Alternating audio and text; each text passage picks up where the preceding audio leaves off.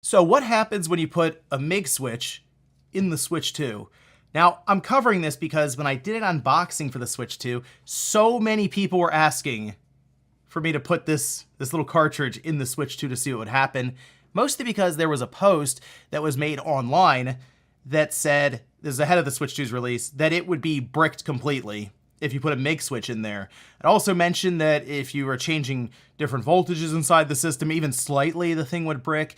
And the entire post just kind of read as fiction, to be honest. But I did say when I got a Switch 2, we would try it out right here. So I do have the Mig Switch. This has actually, I think 4 or 5 games that I dumped, like specifically from my cartridges. So these are games that I do own that are on here with the unique certificate, the whole thing, right?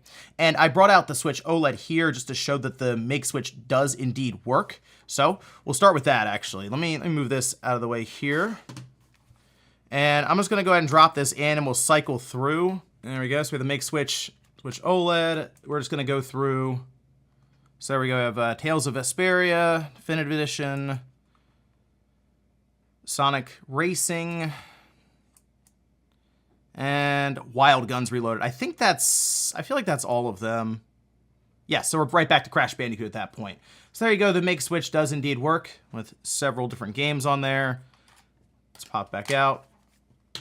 OLED off to the side, Switch 2. Okay, so I did have both of them. The OLED was also connected to Wi-Fi. This one, same deal. It does have the day one update, so it works fine with Switch 1 games. As you see, I had Mario Odyssey loaded up here, and then I also played Cyberpunk on it. So it is fully up to date. Let's pop the Mig Switch in here.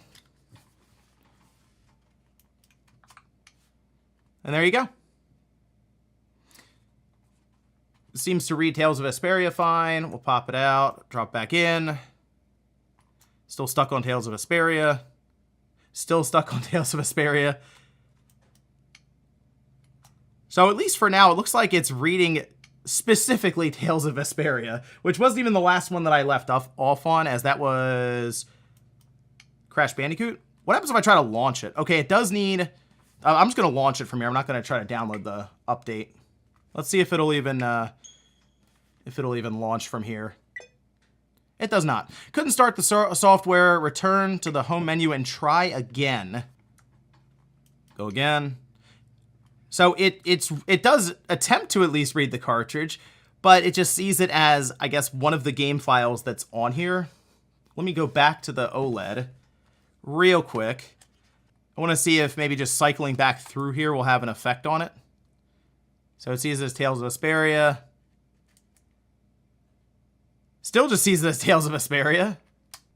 It is not coming off of Tales of Vesperia at all right now. And actually, if I go to it, it says a software update is required for my Switch OLED, which is interesting.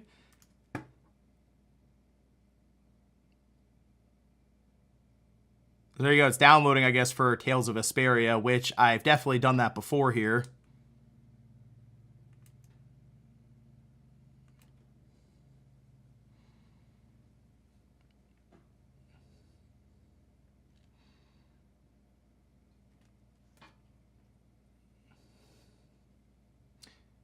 And it still loads it after I downloaded that update for it. So while it works there, I've noticed that now, all of a sudden, after going from the Switch 2 to the OLED, I cannot get off of Tales of Vesperia. That's kind of interesting. I'm not really sure why. Because if I go over here, let's go back to the Switch 2 for a second. So we're back to Tales of Vesperia. Let's download the update, okay? So the update's done. Let's go through as just basic user here on this Switch 2.